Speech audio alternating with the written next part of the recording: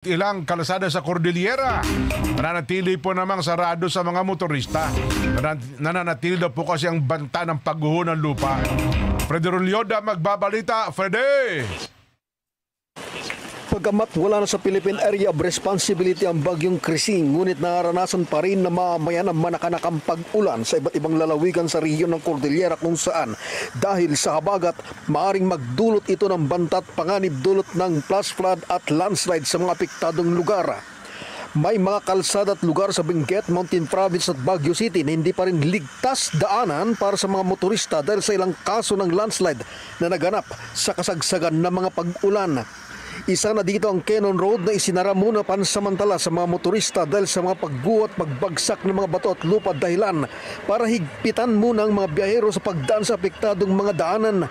Nitong nakarang Sabado, isang bahay at kotse ang matinding napinsala matapos gumulong mula sa kabundukan ng malalaking tipak ng bato hanggang madaganan at mga sirang isang bahay, garahe at isang sakyang nakaparada lamang sa gilid ng kalsada. Samantala, ilan sa mga kalsadang naapektuhan ng landslide sa kasagsagan ng pananalasa ni Krising nitong nakalipas na mga araw ay tulad ng Sakburoy section sa Amburayan, Boneng Provincial Road, Sitio Kadtay, Paikek sa Kabayan, Benguet, Governor Bado Dangwa Road, Kagamis Ingaan Access Road, Yugo Balabal Access Road, KM48 Bonglo Paway, Atok, Benguet. One-way passable dahil sa falling debris.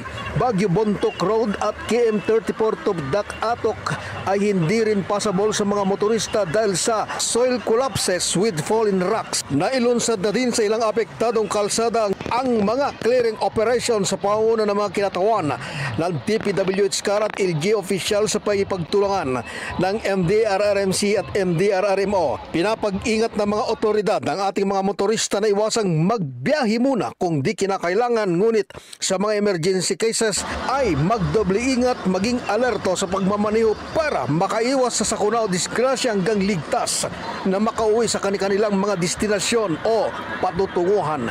Mula sa Cordillera Region, Freddy Rolyoda para sa 100% balita.